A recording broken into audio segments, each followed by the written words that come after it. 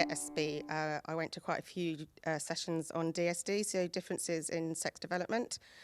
So that's looking at children who have got ambiguous genitalia or trying to grow up with different genitalia.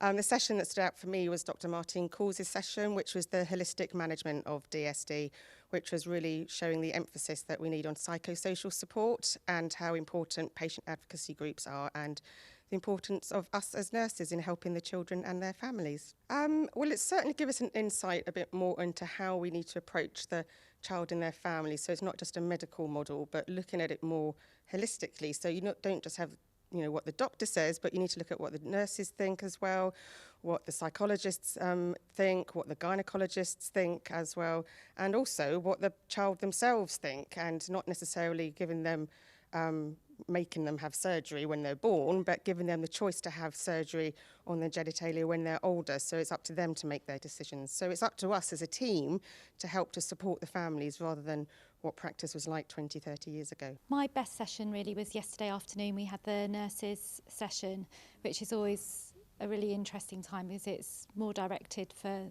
the endocrine nursing group within Europe and the world. And the sessions are directed towards us as well as nurses, so not as scientific.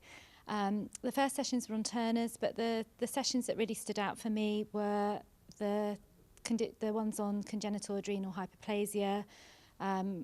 Kate and Professor Hughes spoke on that one. That was really good, looking at new techniques, new hydrocortisone preparations, long-acting, and also the new Alkindi granules, which everybody was discussing. So that was really interesting. They then had a gynecology session from the nurse specialist Louise at UCLH in London, and that was again just very frank, open discussion about these girls and how they go forward as young women and in their sexual way as they go forward, and how they are going to be able to have sex. Is it going to be possible when they've been born with ambiguous genitalia? So, and then lastly, we did have an adult, young adult with CAH, who discussed her treatments and her course of her life and how she's dealt with the condition.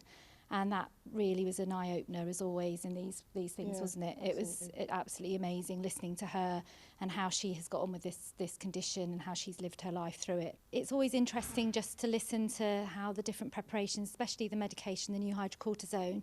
It's quite interesting hearing the other centres talk about how they're managing the medication and whether we think as our centre of going forward. Also talking about surgery on these children and whether we go forward with that, and listening to our patient perspective, and listening to her views on whether these children should have surgery or not, because at the moment in the UK we're very much stopping surgery on these children.